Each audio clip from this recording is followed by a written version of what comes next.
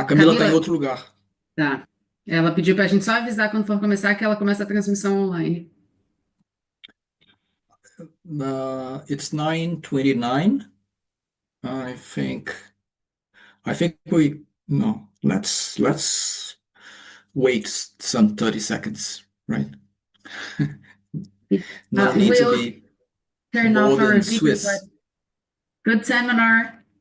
Porque tem, essa é uma, this is one of the preference. How do we know if this is working? Sergio went to her room. Okay. So let's assume it's going to work.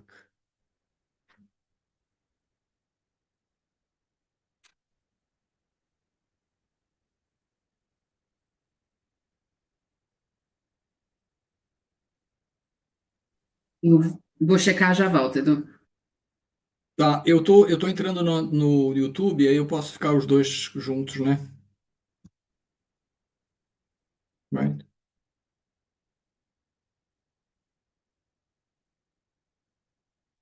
Now we have to wait a little bit, otherwise the room will appear.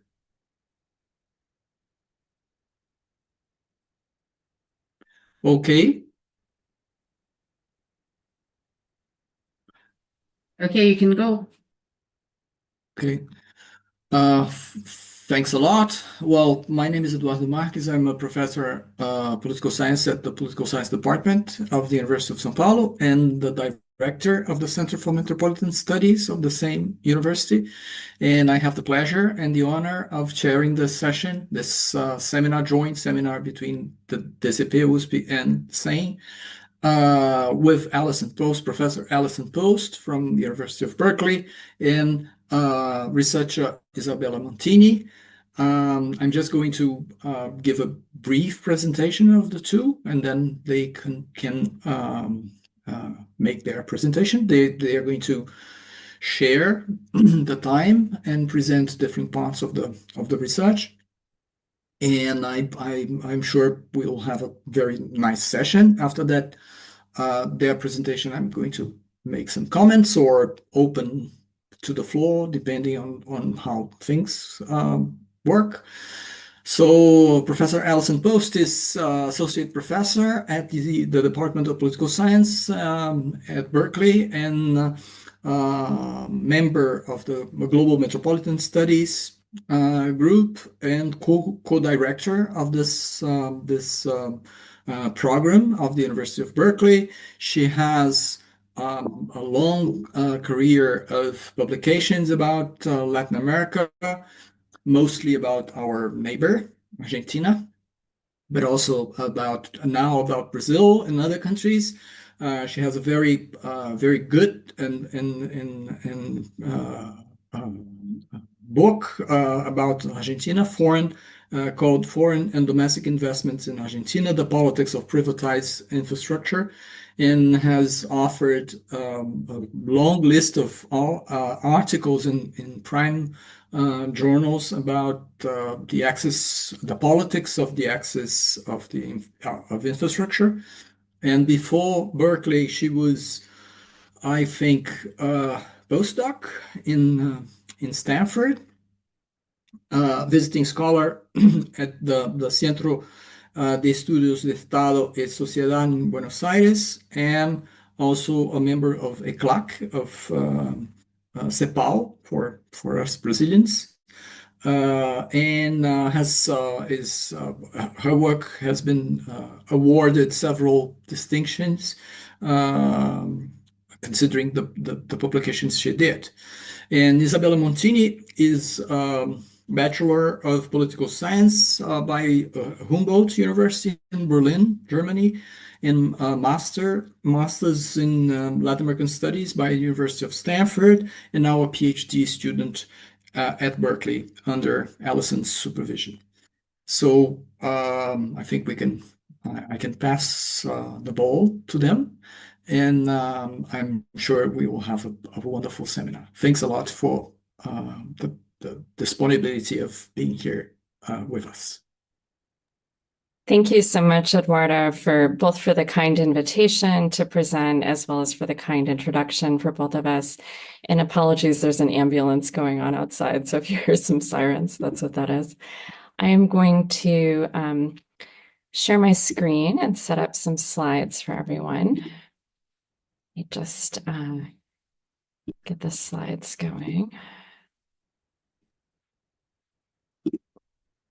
Okay, are those slides looking okay? Isabella, I can see you. Can you put up? It's on the Yes. presenter notes. It's on the presentation. It's not maximized. Okay, so okay, I'll try this a different way. Usually it doesn't do that. Perfect. Okay.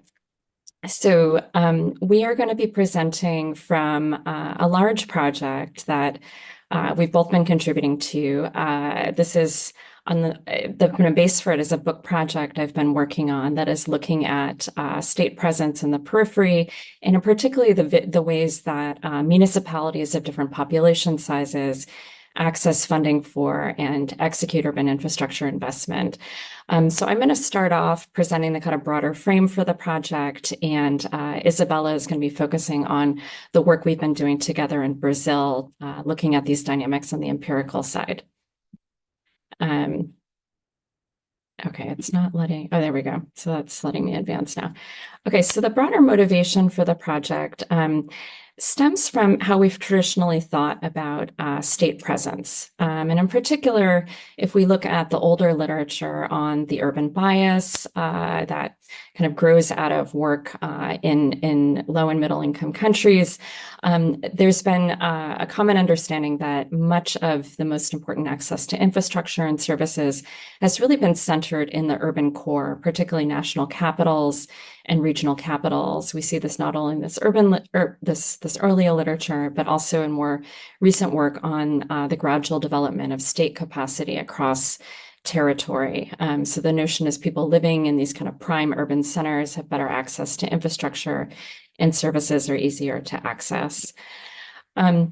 But kind of as I began working on this book project and combing through lots of data on access to urban infrastructure in particular, I began to notice some patterns that didn't accord kind of neatly with this historical picture that we've had, particularly when we look at basic urban infrastructure. So I'm just going to show briefly some graphics from a paper that Nick Kuipers and I recently published in Perspectives on Politics that kind of illustrates the kind of motivating puzzle for this project. This is data on public health centers and then public schools in Brazil. We're focusing here on actual like physical buildings, individual buildings, and their prevalence on a per capita basis and how that varies with population size. And basically what these downward curves are suggesting is that there is a greater prevalence of infrastructure per capita in smaller municipalities. These graphs are looking at urban municipalities or restricted to urban municipalities in Brazil. And this difference amounts to roughly 5 to 7 times as many facilities per capita in a city of around a municipality of around 10,000 relative to one of 1 million. Then if we were to turn to the other side of the world, Indonesia, a place that's really very, very different from Brazil in many respects, we see the same downward sloping curve in urban districts, a really very similar phenomena.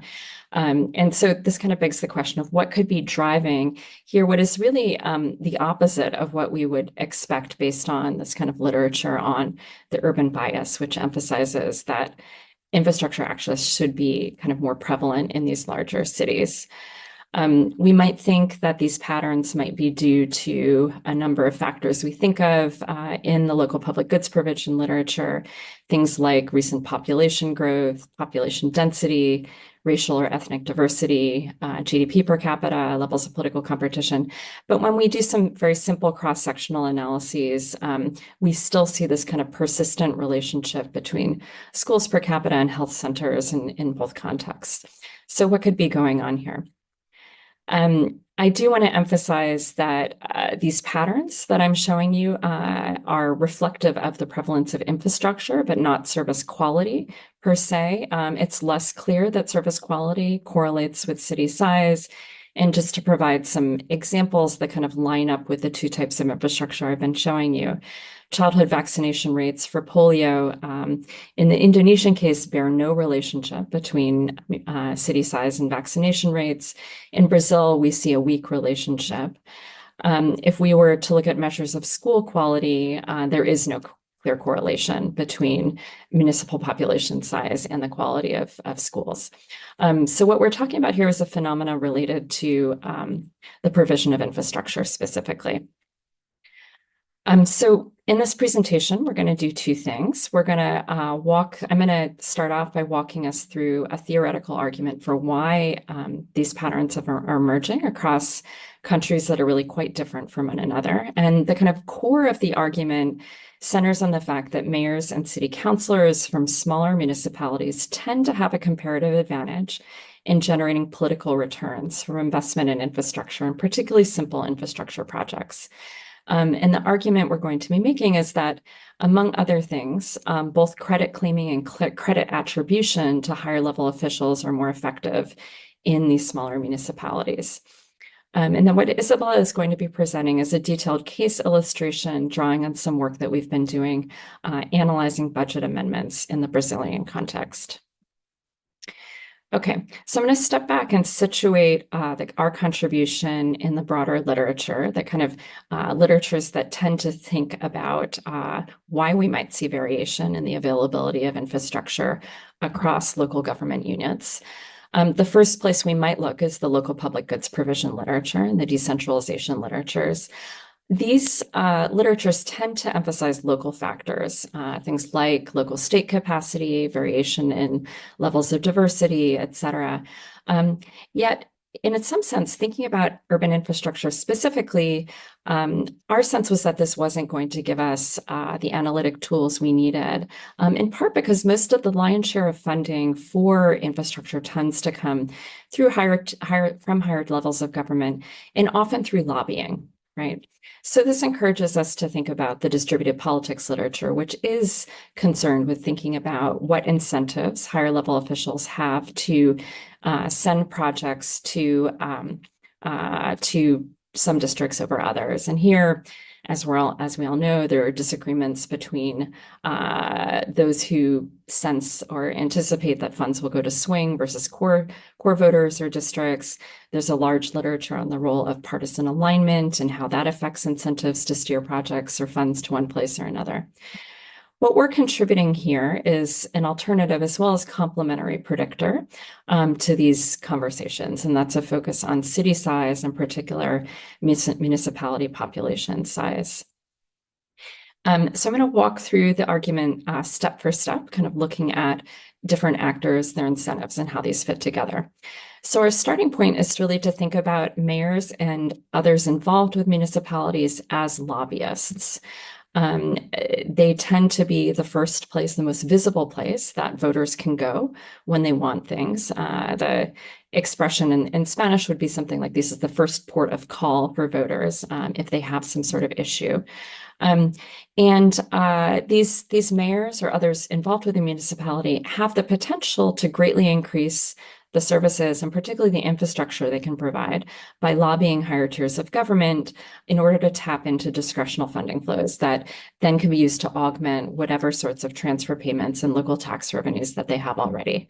At times, this type of lobbying can allow them to double their local budgets, or alternatively, the number of projects for which they can claim credit. So strong incentives to kind of go outside of normal budgetary processes. What we're arguing here is that the incentives are particularly strong for smaller municipalities. They typically have less own source revenue per capita. Here I'm making this argument generally across a wide variety of countries. And the formula-based transfer payments that they receive are often restricted in terms of how they can be used and or go entirely to personnel. So these smaller municipalities have strong incentives to lobby. One might think that maybe lobbying for projects is beyond their technical capacity, but in fact, they can lobby for simpler projects with fewer engineering requirements and also request assistance from line ministries, officials at higher tiers of government with actually preparing proposals. Okay, so if we're sitting at the provincial or national level, kind of thinking about how to respond to these sorts of lobbying requests, provincial and national officials are going to come with their own set of criteria for choosing projects. In general, we argue that they will prefer to construct projects where these projects are visible, both in terms of standing out visibly in the urban fabric and in terms of the impact that local construction jobs would have. Second, that they're appreciated because there are fewer non-state substitutes for state-provided infrastructure in these contexts. Third, that in smaller localities, officials at provincial and national levels are going to want to get more for their money. So they're more likely to send projects where land is cheaper and where labor is cheaper. And then fourth, that they're going to be interested in sending the projects to places where local politicians can help them earn political returns for these projects, where it's going to help them in terms of their reelection prospects. So we're contending on average that these advantages tend to be stronger in smaller municipalities. We're also contending that that the types of projects are going to vary. And here I've laid this out in terms of a dichotomous framing, but we can think about this really in terms of a spectrum. Smaller cities are going to be positioned to secure more simple projects. This is because this is the type of projects that they can propose more easily. Also, that municipal governments are more likely to be able to execute, right? That higher level officials are going to trust that they can actually get the construction done, particularly within the time frame of an electoral cycle.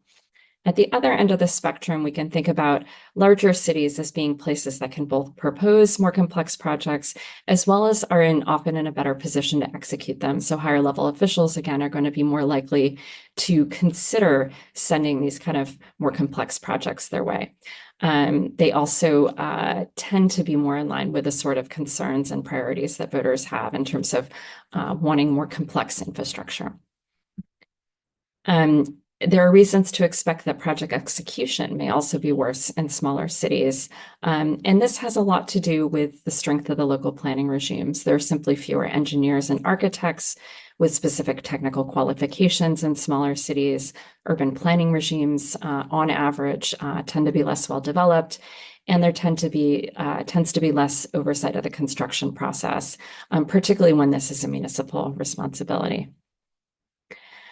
So to kind of step back and offer some overall expectations, again, thinking about this as a spectrum, but I've outlined this in terms of a dichotomy here. On the one end of the spectrum, in smaller cities, we would expect more per capita investment in basic urban infrastructure, particularly by higher tiers of government and discretional programs. The investment will focus on simpler types of projects. And the unplanned and poor quality of development and construction can often detract from service quality in these areas. On the other hand, in larger cities, at the opposite end of the spectrum, we would expect less investment per capita in basic urban infrastructure, particularly by higher tiers of government through these discretional programs. And investment would be, where it does occur, is likely to occur more in terms of investments in complex facilities, and there will be somewhat better monitoring of project quality. That's not to say that factors like political alignment that are emphasized in the distributive politics literature don't matter. We certainly see these alignment mattering as well. Mayors and cities will find it easier to obtain funds from state and national governments controlled by the same party or coalition. So in this project more broadly, what I'm doing is looking at how these dynamics play out in highly decentralized middle-income democracies. And I've chosen countries that really vary quite significantly with one another, kind of following a most different systems design logic. So I've been doing fieldwork, collecting data, analyzing data in 3 countries principally, Argentina, Brazil, and India. I'm also working with survey data from Indonesia as kind of a shadow case for the project. And the notion here is that these countries really vary significantly with one another with respect to income level, the period during which they urbanized rapidly, but also in terms of the electoral system and municipal responsibilities. And the idea here is that some version of this argument I've just offered plays out in each of these contexts, but the precise pathway looks quite different. And Isabella is going to talk about the way in which that pathway, how that pathway looks in the Brazilian case. Within each of these countries, I'm looking at administrative and survey data, interviews, satellite imagery, and city council transcripts to kind of unpack these dynamics and try to understand what's driving these curves that I showed you at the beginning, and that's really coming up in public works data as I look at it across these different contexts. So with that, I will pass it over to Isabella for the empirical piece.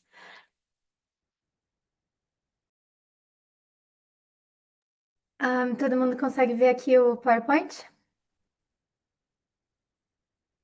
Obrigada. Então, voltando ao português agora, muito prazer, eu sou a Isabella Montini, aluna de doutorado em Ciência Política em Berkeley, e agora eu vou trazer o estudo de caso do Brasil, onde a gente analisa a alocação das emendas parlamentares individuais. O artigo está atualmente em avaliação, então, se vocês tiverem interesse em ler, pode clicar aqui no link depois dos slides. Então, antes de falar das emendas, a Alison tocou nesse ponto agora, que as expectativas teóricas que a gente traz, elas se manifestam de forma diferente de acordo com o contexto institucional de cada um dos casos. Então, para o Brasil, a gente sabe que um dos principais canais de gastos discricionários são as emendas parlamentares.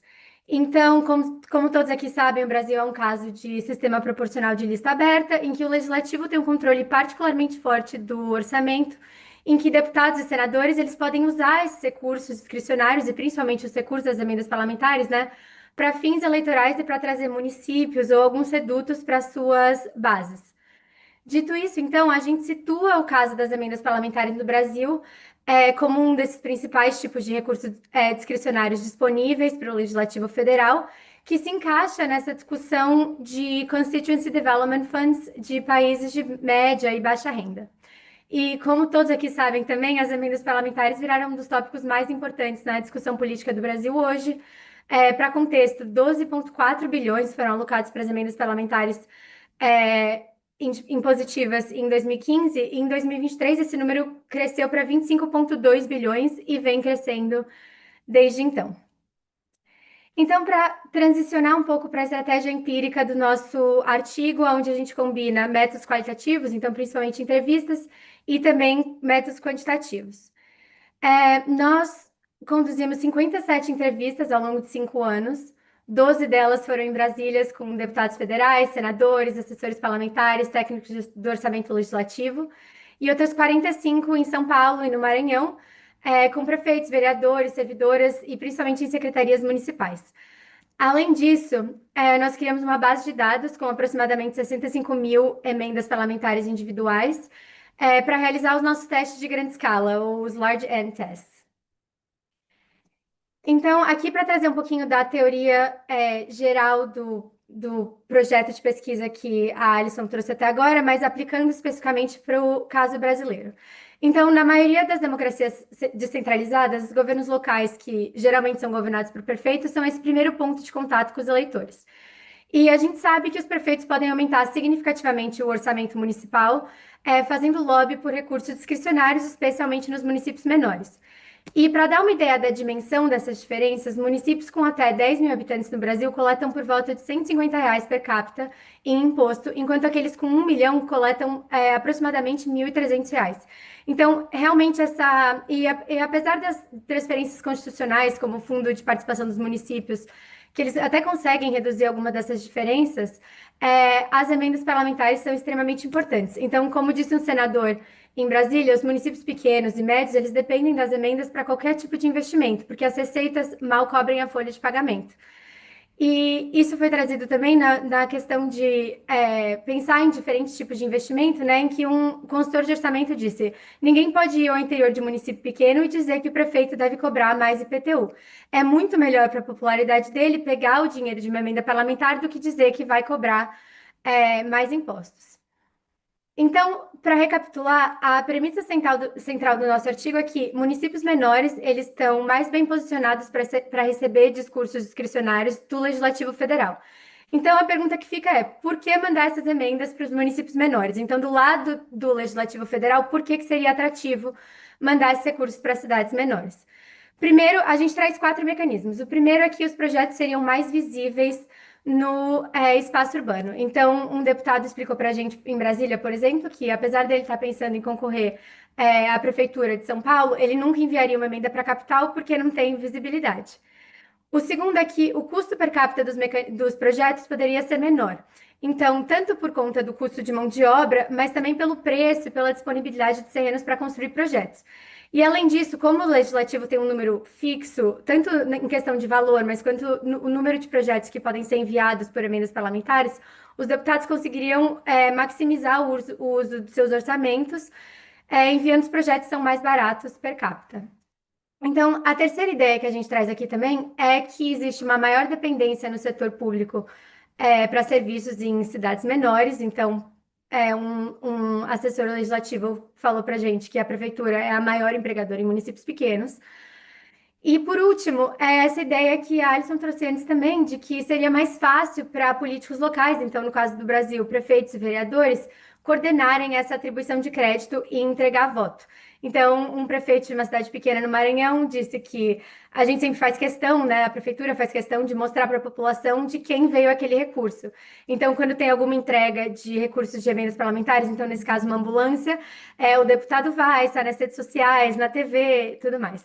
Então, a gente traz essa ideia aqui de que seria mais fácil, tanto para receber crédito, mas também o prefeito ter uma influência maior sobre o eleitorado nessas cidades pequenas.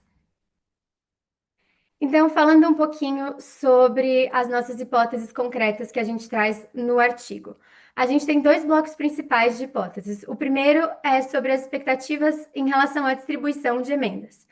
Então, primeiro, a gente espera que vai ter um maior gasto anual per capita e um maior número de projetos per capita em municípios pequenos. E quando eu digo per capita, a gente usa a figura de por 1.000 habitantes para ser um pouco mais fácil de interpretar. Segundo, a gente espera um efeito especialmente forte para projetos que são de infraestrutura, porque esses projetos são mais visíveis. E terceiro, a gente também espera um efeito especialmente forte para projetos simples, que sejam mais fáceis de executar dentro de um ciclo eleitoral. E o segundo bloco principal de hipóteses é em relação ao retorno eleitoral das emendas.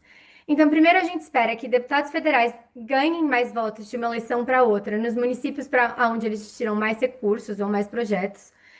E que esses retornos eleitorais das emendas, eles devem ser maiores, ceteris paribus, em municípios menores. E assim, no artigo a gente também traz outras hipóteses sobre a relação entre alinhamento político e destino de alocação das emendas. Então, por exemplo, como o alinhamento político influencia, né, o envio desses recursos para os governos locais, mas também se as emendas estão sendo enviadas para a prefeitura, para o governo do estado, ou se as emendas estão sendo enviadas para organizações da sociedade civil, e alguns outros efeitos heterogêneos que a gente pode conversar um pouquinho mais na discussão, se vocês tiverem interesse. Então, para começar aqui com alguns dos nossos resultados descritivos, o que a gente vê é uma relação negativa e forte entre o tamanho da população de um município e a quantidade de recursos e a quantidade de projetos provenientes de emendas parlamentares. Então, acho que vale ressaltar 2 coisas aqui antes de trazer os outros resultados. A primeira é que a gente sempre olha para 2 medidas. Então, no painel aqui da esquerda, a gente vê que a gente está olhando para a quantidade de recurso e à direita para a quantidade de projetos. E em ambos os casos, a gente expressa essa figura de forma proporcional por 1.000 habitantes. E segundo, os nossos resultados eles vêm de uma especificação em painel. Então, como as emendas são alocadas anualmente, a gente constrói um painel município-ano que acompanha esse recebimento de emendas ao longo do tempo. Isso é importante porque, apesar de quase todos os municípios receberem recursos de emendas em algum ponto desse nosso período de análise, a maioria dos municípios não recebem emendas todos os anos. Então, por isso que os municípios que não receberam emendas em um determinado ano recebem 0 para aquele ano, o que acaba puxando a média para baixo, né? Então, a gente vê aqui nas 2 curvas que tem vários municípios com 0. Então, mas mesmo assim, essa especificação que é relativamente conservadora em relação à alocação de emendas, porque a maioria funciona em relação ao ciclo eleitoral, os nossos resultados eles permanecem robustos, mostrando que essa relação negativa que a gente vê entre o tamanho populacional e o recebimento per capita de emendas ela se mantém. Então, os nossos principais resultados que a gente traz no artigo, eles vêm de modelos de regressão linear com efeitos fixos de estado e ano. Então, isso significa que a gente compara municípios dentro de um mesmo estado, controlando por tendências gerais que afetam todos os municípios em um determinado ano. Então, isso seria, por exemplo, mudanças na legislação orçamentária ou até no volume total de emendas, o que foi o que realmente aconteceu nos últimos anos. E, além disso, os nossos modelos, todos os modelos que a gente traz aqui, eles incluem um conjunto de variáveis de controle associadas, por exemplo, a provisão de serviços como receita per capita, capacidade administrativa do município, usando os dados da Munic, densidade populacional, infraestrutura, usando os dados do censo, diversidade racial, renda domiciliar média e até algumas especificações com o número de vereadores. E, como eu disse, a variável dependente principal aqui é o valor anual de emendas parlamentares recebidas por 1.000 habitantes em cada município. E nessa imagem aqui, a gente também apresenta algumas especificações alternativas. Então, substituindo esse valor indicado por valor realmente pago, então, obras que foram realmente pagas pelos deputados e que o valor chegou e foi investido pela prefeitura, restringindo apenas a projetos de infraestrutura e até restringindo para municípios que são classificados como urbanos pelo IBGE. E os resultados são consistentes em todas essas especificações, mostrando que essa relação negativa entre tamanho populacional e envio de emendas, ela se mantém. Então, depois de examinar aqui essa relação geral, que é a premissa central do nosso projeto, agora a gente olha para o tamanho médio dos projetos recebidos por municípios de diferentes tamanhos, que a gente acha que esse é um dos indicadores principais em relação ao tipo ou à complexidade do projeto. Então, por exemplo, aqui a gente vê uma associação negativa clara entre o log da população, né? Então, entre o tamanho da população e o valor médio das emendas. Ou seja, municípios menores recebem projetos significativamente mais baratos e quando o tamanho do município aumenta, o custo médio dos projetos também aumenta. E esse padrão é consistente em todas as nossas especificações, incluindo quando a gente só olha para projetos de infraestrutura e, de novo, só para municípios urbanos pelo IBGE. E o que isso mostra é que o custo dos projetos está diretamente associado com o tipo de projeto que é enviado. Então, por exemplo, projetos de infraestrutura, de construir uma clínica do zero, são obviamente muito mais caros do que projetos de recapeamento asfáltico. Então, a gente também decidiu, além desse modelo de regressão, de olhar de forma um pouco mais granular para as áreas de políticas públicas das emendas, que seriam outro indicador do tipo de projetos enviados para municípios de diferentes tamanhos. Mas antes de entrar aqui nos resultados, eu acho que vale uma observação sobre como a gente classifica os municípios. Então, para fins de simplicidade e até comparabilidade com outras pesquisas e com os outros casos que a Alison analisa no livro, a gente adota uma divisão um pouco padronizada entre municípios pequenos, médios e grandes. Mas a gente sabe, como o trabalho do Eduardo, o trabalho da Úrsula, em relação à heterogeneidade urbana, tipologias de município, até capacidade administrativa, dividir municípios em diferentes categorias não é uma tarefa fácil. Então, os nossos modelos principais, eles usam a população como variável contínua e quando a gente usa categorias de municípios, a gente sempre testa para diferentes pontos de corte, inclusive divisões super finas entre até 5.000 habitantes, entre 5 e 10, entre 10 e 15, etc. Então, aqui trazendo um pouquinho mais de detalhes sobre os tipos de projeto que a gente vê em municípios de diferentes tamanhos. Mesmo com a obrigatoriedade de enviar pelo menos 50% dos recursos das emendas parlamentares para a área de saúde e mantendo em mente, né, que a maioria dos municípios brasileiros estão nessa área de cidades pequenas, o que a gente encontra é que esses municípios quase não recebem projetos voltados à saúde. Então, o que predomina são projetos muito mais simples, como praças, pavimentação de rua, campos de futebol, que eles estão enquadrados aqui nessa categoria de urbanismo. Então, a gente usa essa categoria de urbanismo como um desses indicadores de simplicidade do projeto. E quando a gente compara por tamanho de município, a gente vê esse padrão claro. Quanto menor o município, maior a proporção de projetos desse tipo. E isso vale também quando a gente olha só para os municípios já urbanizados, como classificados pelo IBGE. Então, transicionando aqui para testes sobre a relação entre o retorno eleitoral das emendas, que é aquele segundo bloco de hipótese que a gente traz no artigo, quando a gente olha para a diferença entre os votos recebidos pelos deputados entre eleições, a gente vê que eles variam de acordo com o tamanho do município. E essa é uma das minhas figuras preferidas do artigo, na verdade, porque, como mostra o gráfico, a gente vê que deputados que enviam altos volumes de emendas para municípios pequenos, eles tendem a ter maiores recompensas eleitorais nas eleições seguintes. E nos municípios médios e grandes, tem o contrário, a gente vê até uma penalidade eleitoral. Mas aqui eu acho que a gente queria destacar que essa não é uma relação causal, né? Então, não significa que enviar emendas causa um aumento dos votos, ou que não enviar causa, ou quer dizer, ou que enviar nos municípios médios e grandes causa uma penalidade eleitoral.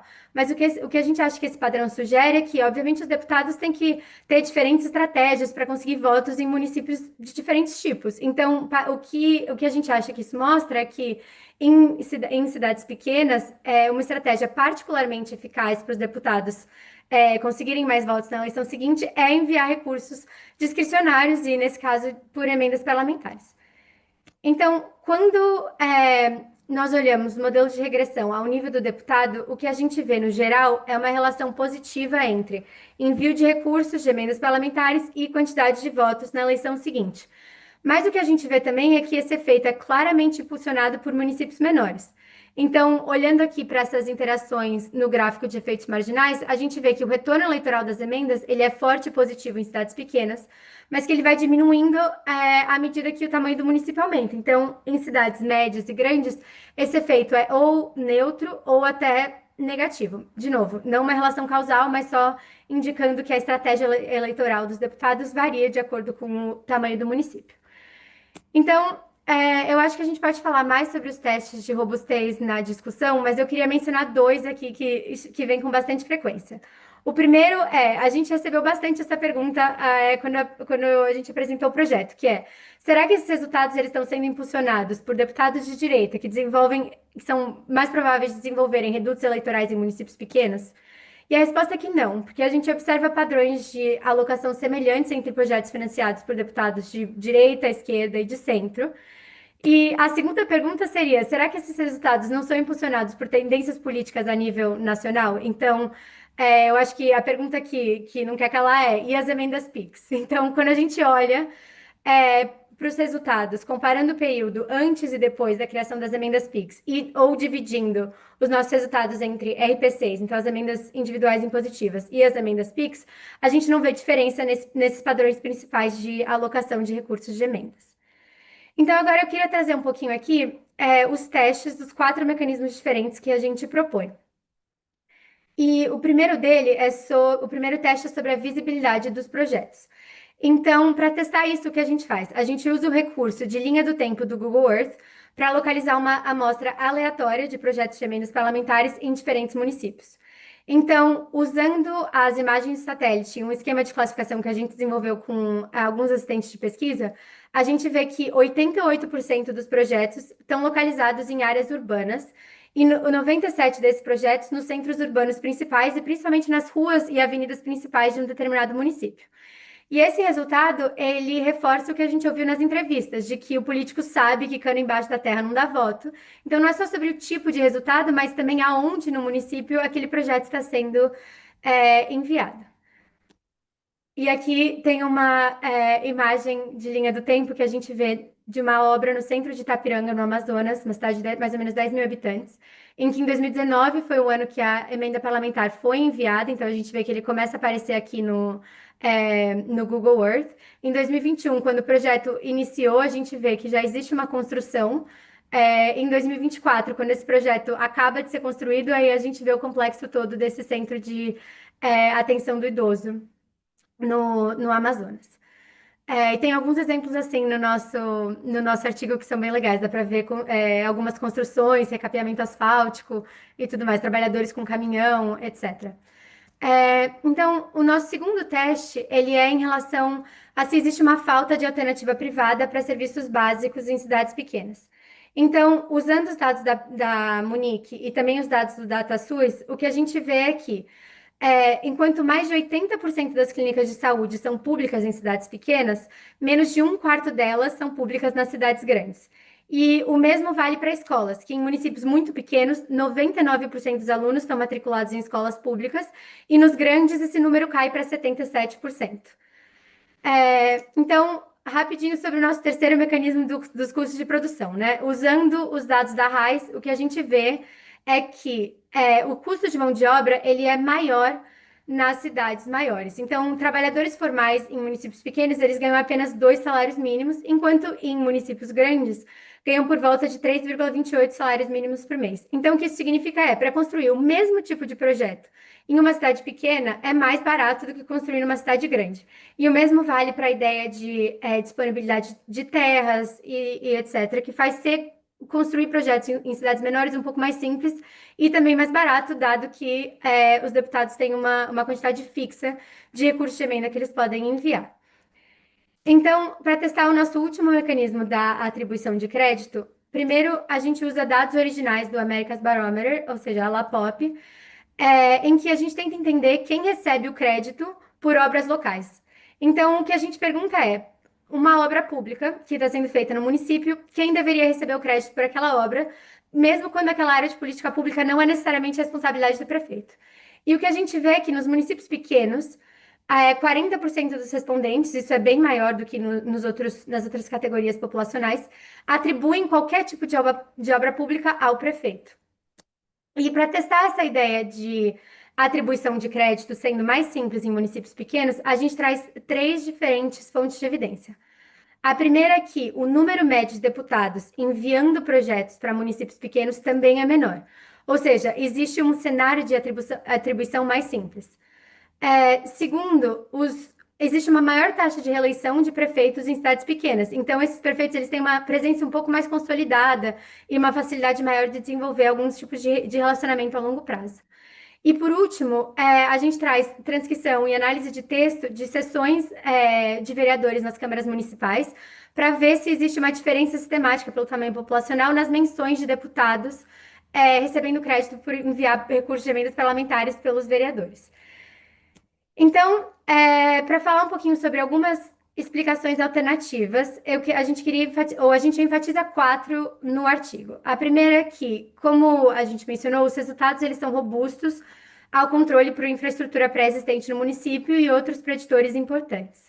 Segundo, a gente recebeu algumas críticas de que talvez esses efeitos que a gente observa, eles não se dão necessariamente pelo lobby dos prefeitos ou dos mecanismos que a gente propôs, mas porque talvez existam algumas diferenças sistemáticas na capacidade de mobilização social ou participação política em municípios de diferentes tamanhos.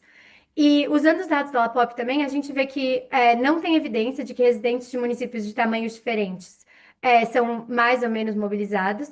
E também não existe uma diferença clara em relação a preferências de políticas públicas, que podem ser endereçadas com emendas parlamentares, sejam realmente diferentes em municípios de grande tamanho.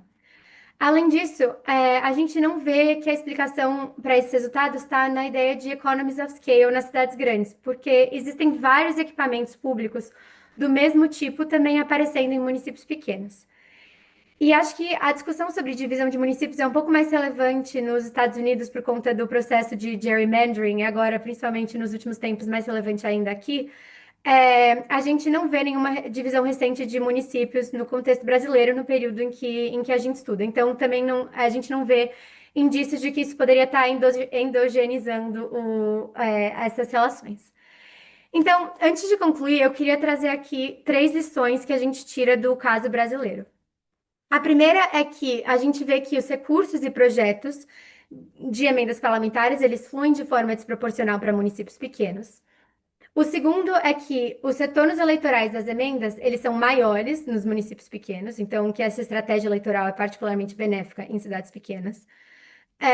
Mas que esses municípios, eles recebem projetos mais baratos e mais fáceis de executar, e a gente diz que isso pode revelar um paradoxo. Então, as cidades menores, elas são mais bem-sucedidas em garantir projetos e recursos, mas nem sempre nas áreas em que elas mais precisam, e muitas vezes com projetos simples e de menor qualidade. Então, para fechar aqui, eu queria concluir com alguns pontos. Primeiro, geralmente, a literatura de política distributiva ela tem uma perspectiva um pouco mais top-down. E aqui a gente traz essa ideia de que investimento em infraestrutura local é, na verdade, um resultado do processo de lobby por prefeitos para atrair recursos para municípios pequenos. E no artigo a gente foca no mecanismo de atribuição de crédito e não apenas na apropriação do crédito. Ou seja, essa atribuição por políticos locais, ela é essencial para garantir o retorno eleitoral dos deputados. E terceiro, em relação a esse paradoxo que a gente mencionou antes, a presença do Estado ela até pode ser maior em municípios pequenos, mas isso não significa que ela é necessariamente de maior qualidade. E por último, enfatizando também a contribuição mais ampla da agenda de pesquisa da Alison, o tamanho populacional ele é uma variável pouco explorada na literatura de política comparada, mas que a gente acha que merece um pouco mais de atenção. Então, é isso aqui sobre o caso brasileiro e muito obrigada. Many thanks, Isabella, Alison. Was really, really interesting. Now we open to questions. I have few, but we have a practice at the department that the students should make the first ones so that people are not constrained by any kind of hierarchy. So, anyone?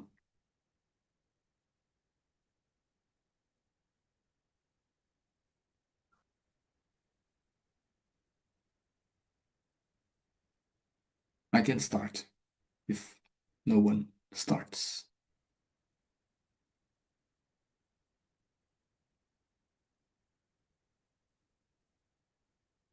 Let's see the other.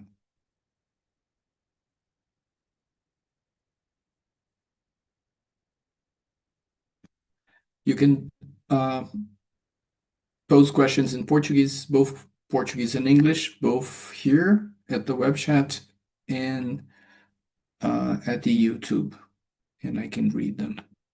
Anyway, well, that's I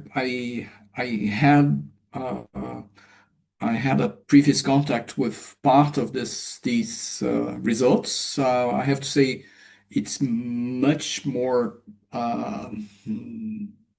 structured now, and I think you did a great job in organizing and also in the data in the analysis. I would have three observations. Actually, the first one is really a question for Isabella. You mentioned município urbano do IBGE. That's not exactly, I don't know what this is. It's not exactly this the denomination, unless you were talking about municípios in which the population is 100% urban, which is but this is a very small amount.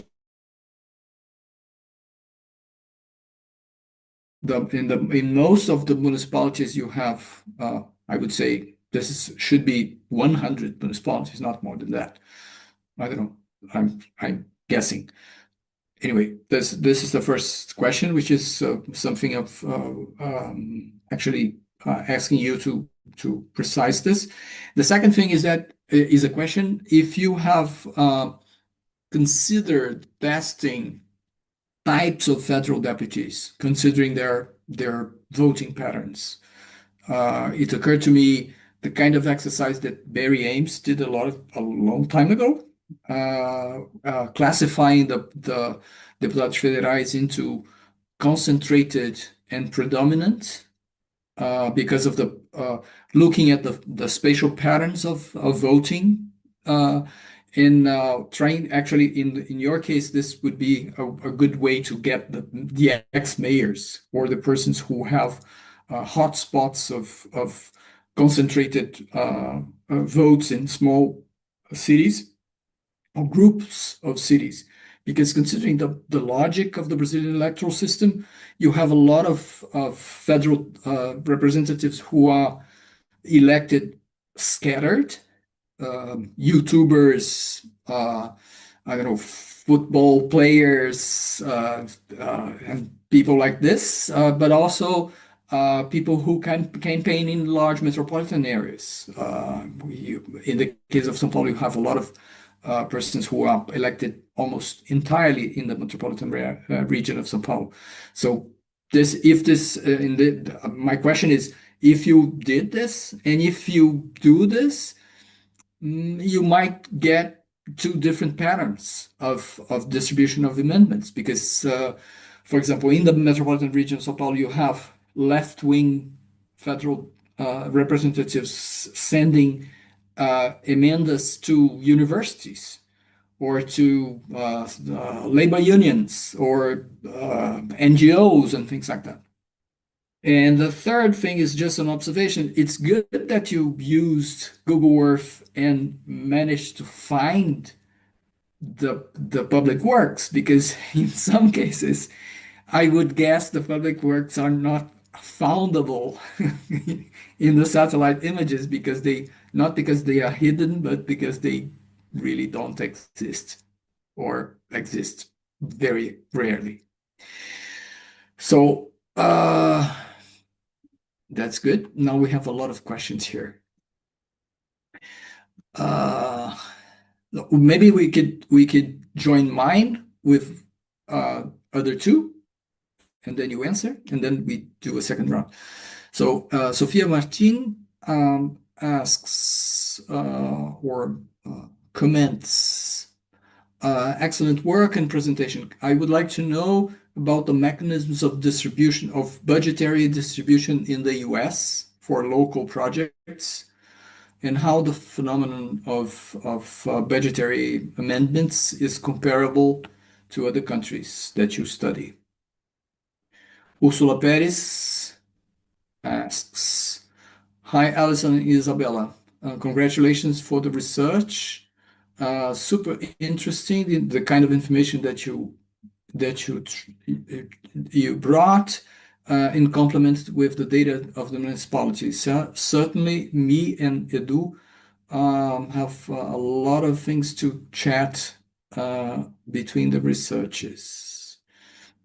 Then we have an observation by Glauco Perez, also a professor, actually the coordinator of our graduate program.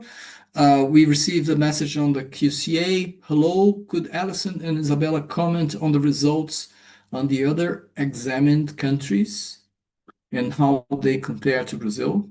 And another question, in your research, how do the projects that are submitted for budgetary amendments are drafted?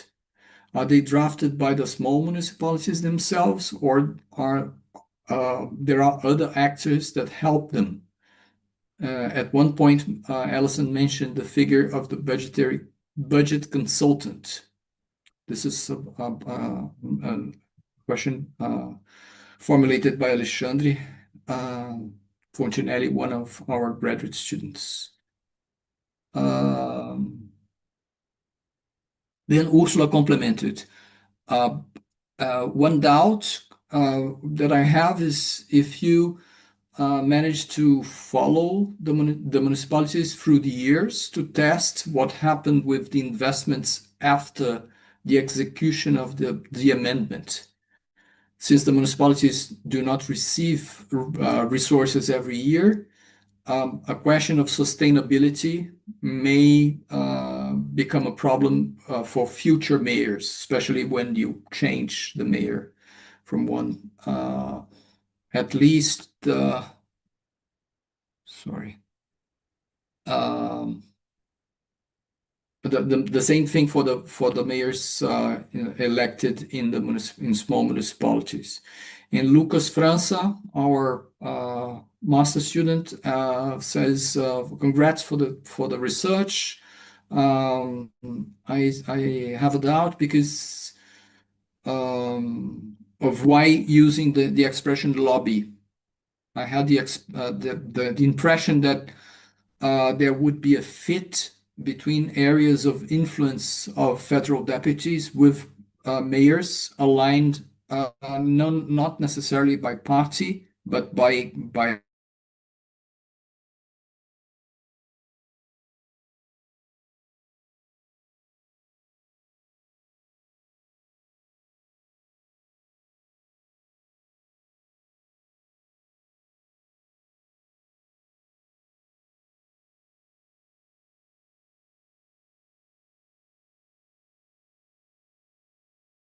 Recording in pouquinho progress. sobre as perguntas que vieram em relação ao caso brasileiro.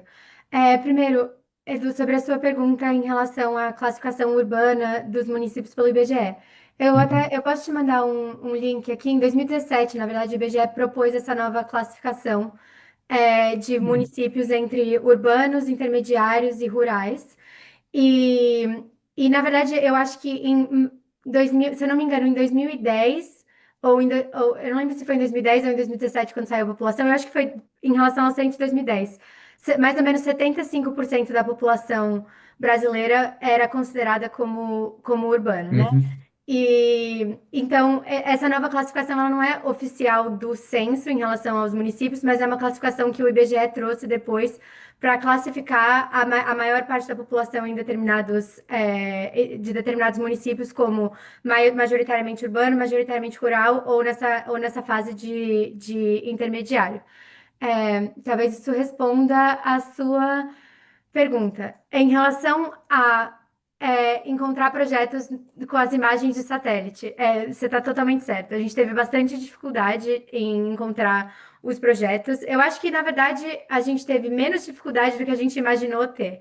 Quando a gente começou a ideia de tentar localizar os projetos usando as imagens de satélite, a gente não tinha certeza se ia dar certo, se a gente ia conseguir localizar emendas e tudo mais.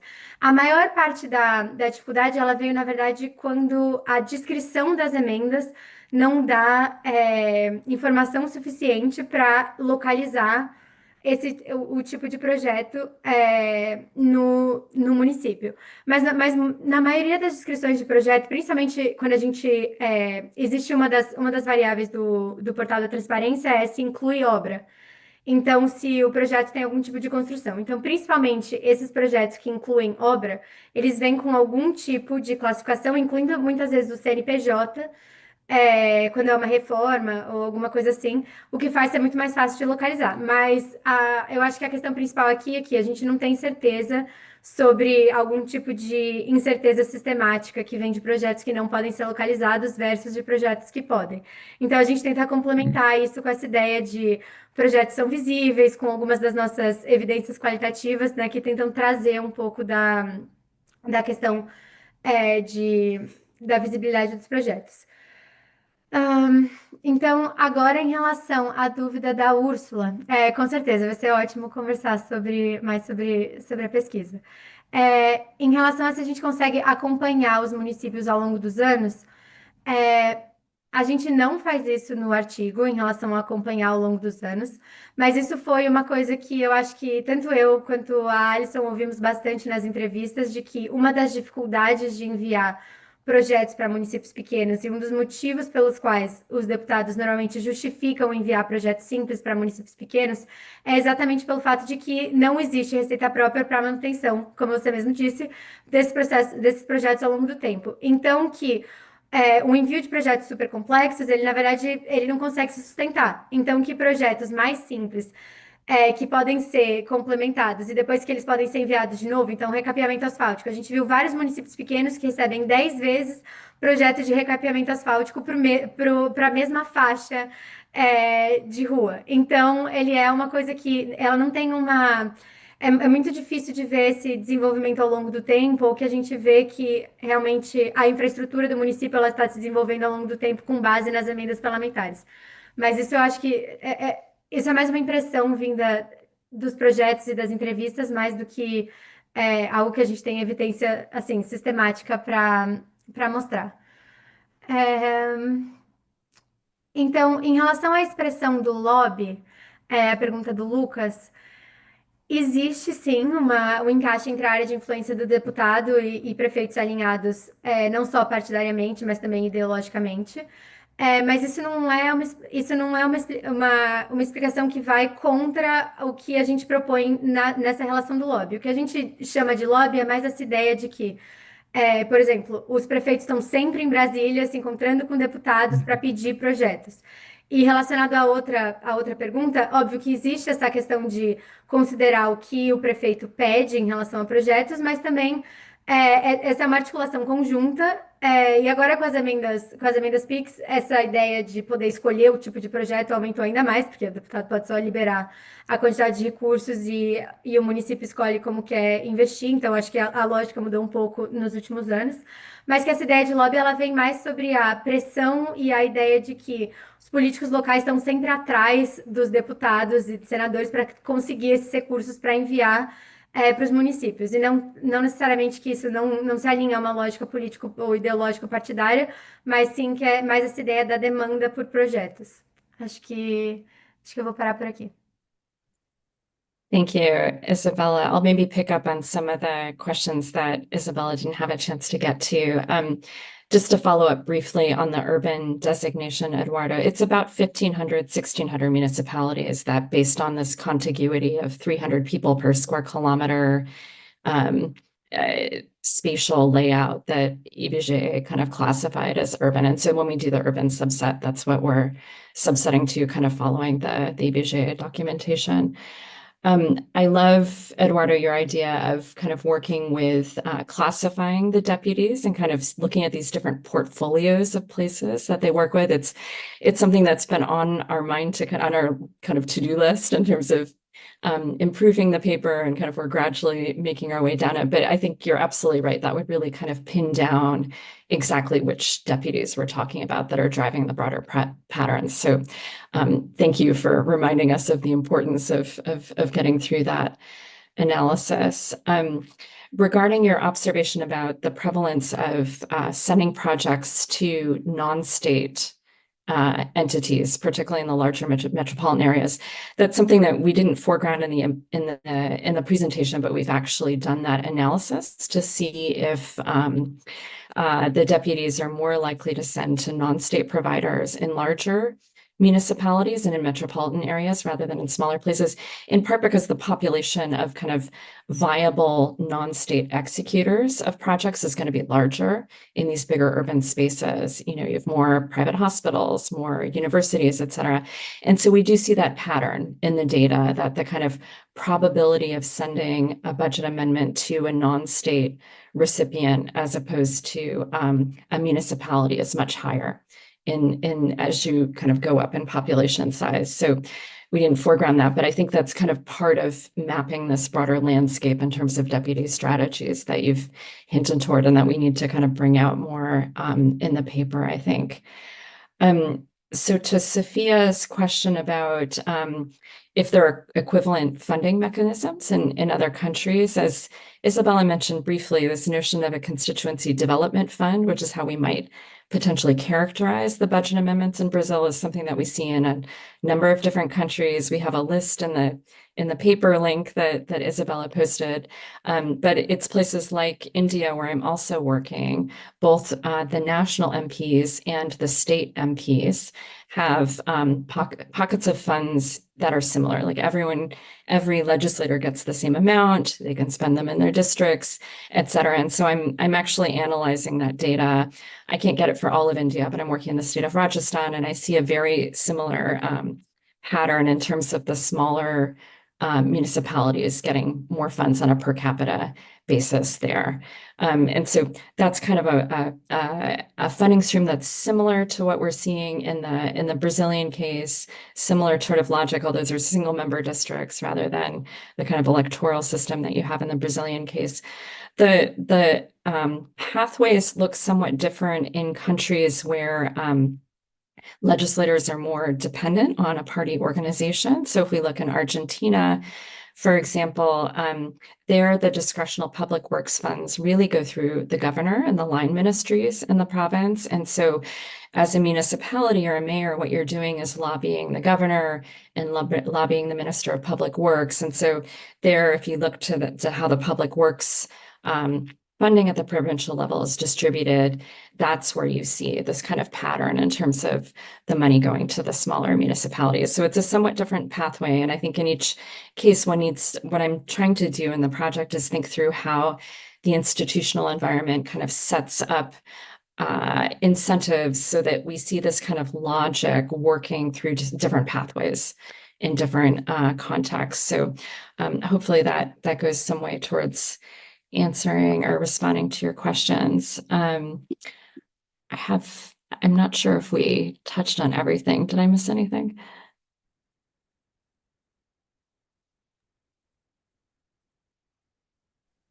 I think you answered everything. Okay. I like very much the idea of pathways for um, con conjectural kind of causality associated to these elements, local elements. I think it's very interesting way of connecting both the search for just a methodological observation for the students of getting it at the same time of the search of some larger explanation that can be there in all the places and also explain the variation between the places. We have another question. Thelma Heuler, postdoc, at saying, ask this. I have a question about what you were calling lobby. Are these mechanisms of the construction of political alliances more lengthy in time that construct links between mayors, aldermen, and through amendments? My translation was not really good. Did you understand? No. Trying again. That's my problem, not Delma's problem. The question is, are these what you are analyzing are mechanisms of the construction of vertical alliances between mayors and aldermen locally and deputies federally through amendments? She's confirming or asking confirmation for that. I think we can think of these as mechanisms for alignments. It's sort of part of the currency of kind of maintaining this relationship. I would hesitate to say at this point anything about how durable those alliances are when you don't have something like party or family ties kind of contributing to that relationship. And in fact, part of what we're seeing as we go through the council meeting transcripts is kind of dialogue between the councilors and the mayors about who, which of these relationships can they count on more, and can they really be confident that so-and-so will deliver the project they promised, et cetera. And so I don't want to go too far in terms of talking about the stability of the relationships, but it does seem, in some cases, you do see the same person bringing project after project over a few electoral cycles. And that's where I think actually your suggestion, Eduardo, about doing a better, kind of doing this mapping and seeing if there are persistent patterns in terms of the electoral support for particular deputies will help us pin that down a bit better. Mm-hmm. And the international variation will be very interesting to test this, because the role of political machines, well, that's at least what the literature says. The role of political machines, local political machines, is really different between India, the three countries, actually. I have no idea about Indonesia, but Argentina, Brazil, and India, the local political machines are supposed to play very different roles, right? E eu acho que para complementar um pouquinho dessa questão, nessa versão atual do artigo, a gente acabou tirando um pouco a ênfase da questão partidária, do alinhamento partidário, do alinhamento político e da questão dos laços familiares, mas a gente tinha um pouco mais isso numa versão anterior do artigo. Mas uma das coisas que a gente ouviu bastante durante as nossas entrevistas também era a questão de que não necessariamente que as emendas elas mantinham esses laços e mantinham o alinhamento político ou criavam eles, mas era mais um indicador de que o deputado poderia confiar que aquele projeto ia ser executado. Então, que ser do mesmo partido, ele era um mecanismo de controle de que o prefeito ia ficar na linha e ia dar o crédito para o deputado que enviou aquela emenda e que aquele projeto ia ser construído. E muitos deles até tinham medo em questão de escândalos de corrupção. Então falavam, se eu não conheço o prefeito, estou mandando os recursos para o município que a gente não sabe para onde que esse dinheiro vai no fim, eu depois posso ter problemas em relação à auditoria e à corrupção e a esse dinheiro meio que não indo a lugar nenhum. Não quer dizer que não tenha corrupção nas emendas parlamentares, mas quer dizer que esse indicador de alinhamento partidário, ele é também um mecanismo de segurança de que os fundos que o recurso que o deputado está enviando, ele vai ter retorno e de que ele vai ser, de alguma forma, que o deputado vai ter um pouco de controle sobre como aquele recurso vai ser investido. Eu acho que tem esse lado também. Nice. Well, Thelma just complimented the question. Actually, at the end she says, "My question was delivered with delay, bad internet. Sorry." So it was part of the previous point, her previous point. But she says that she worked in the team of Professor Marta Rocha Mendes from Universidade Federal de Juiz de Fora. In a research team that went to different states interviewing aldermen and deputies, and then reached actually the same conclusion you were saying, but locally.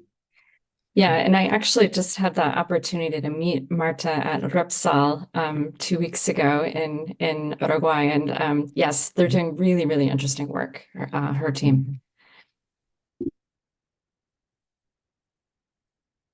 That's good. Do we have more? You're reaching our limit, but well, if we don't have any further questions, I'm closing the seminary. Thanking again Alison and Isabella. It was really, really good. Really nice to have you here. Thank you so much for the opportunity and the questions and the suggestions. Super, super helpful. We really appreciate it. O prazer é todo nosso. Então, se alguém também tiver alguma pergunta e quiser mandar por e-mail pra gente, pode mandar. E a Alison entende português super bem também, então pode falar em português. Obrigada. That's good. Thank you both. Muito obrigado.